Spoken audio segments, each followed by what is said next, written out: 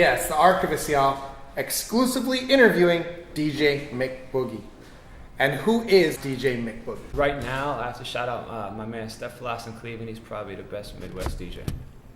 And DJing on radio stations with WJCU 88.7 and Power 107.5. Any history you'd like to share being there? 88.7 was actually my first radio in the world, and that actually gave me my start. And it was a very instrumental thing for me. I wouldn't be here if I didn't do college radio in the 90s. It shaped my whole being, so I'm really grateful for that. And being the official DJ for the Cleveland Cavaliers and collaborating with Jay-Z, Eminem, The Alchemist, Lil Brother, Talib Kweli, to name a few, share the accomplishments we'd love to know about them. It's been great. You know, I've been fortunate to do a lot of mixtapes in my career and work with some really cool people, and I'm very appreciative of that. And classic mixtapes from DJ Jazzy Jeff, Summertime with over 500,000 downloads, Tribe Called Quest, and so much more. And Drake quoting you as one of the best DJs for mixtapes of all time. That was exciting. Serious business. Shout out to Drake. Shout out to Canada. Drake's a good dude. He loves hip hop too, and I love his new album. So shout out to Drake for always keeping it real. And DJing for so many celebrity appearances from Kim Kardashian, Jay-Z, and Kanye West. Some of your favorites and A-list parties that you've been involved with. Doing the Jay-Z, LeBron, Two Kings dinner every year at All-Star is always fun. It's a very fun room. Really, to me, it's not about the celebrities in the room. It's just like the people, and if they want to have a good time. And I don't care if you want to come and hear top 40 bullshit all night, but if that's what you want to hear, rock out to it. But if you want to hear underground hip-hop all night, come and hear it and rock out to that. If you want to hear classical or country all night, whatever, if that's whatever you want to hear, just come ready to rock to it. Don't come and want to hear some bullshit and then just stand around. You know what I mean? I'll play whatever people want to hear, but they have to give the energy right back. And some of your favorite collabs, mixtapes, appearances, and companies that you've worked with.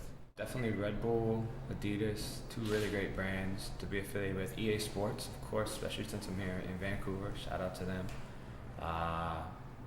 Really, honestly, it sounds cliche, but I'm appreciative of anybody that's ever hired me. The MCEO mixtape with Talib Kweli, Daytona 500 EP, and many more projects that you have created, such as mixes and mixtapes.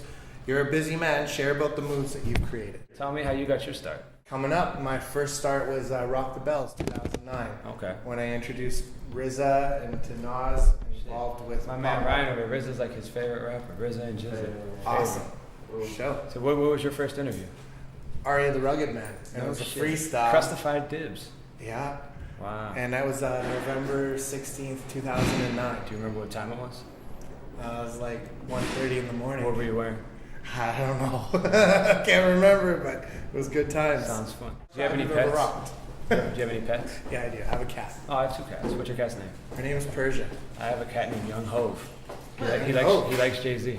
Awesome. When I play songs, they say Hova, Hova. He goes ape shit. That's crazy. Yeah. And the best tour and the largest crowd that you've ever rocked. Wow. Largest crowd I ever rocked. Probably, well, it's been a few, but the coolest big thing I've ever done is I was in Tokyo over the summer, and I did this beach festival with thousands of people. It was pretty dope because they had just reopened the beach after all the earthquakes, and it was all this radiation, and you couldn't actually go in the water because you would have came out with 6 arms and 2 dicks, but you could stand up to the fence, and everybody was on the beach rocking out, and it was just really cool because they were reclaiming their beach, and it was very energetic, and people were very emotional about it. And the best hip hop memory you've been part of or contributed to? Wow, that's way too many. My whole life is that. I grew up dreaming about doing this, and every single day I get to actually do it. It sounds cheesy, but it's I didn't think it would ever happen. So the fact that it's happening is awesome. And you got any shouts? Well, I love Vancouver. Shout out to you, Archivest. Shout out to my man Jay Swing.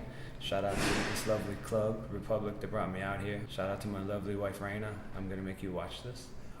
And shout out to my bed because I'm about to get an hour and a half of sleep before I go to the airport. And shout out to my man Ryan Santos because he holds it down in Vancouver too. And shout out to Donnelly Group. And he loves Jizza. Oh, okay. And shout out to the Donnelly Group. Shout out to the bartenders that were looking up all night. And shout out to the corny white dude that wanted to hear Empire State of Mind and gave me $20 in Canadian money, which I am going to quickly turn into $18 American money in 2 hours at the airport. VCHipHopShows.com. Shout out to the Archivest. And this is the Archivest, and you already know the name, y'all.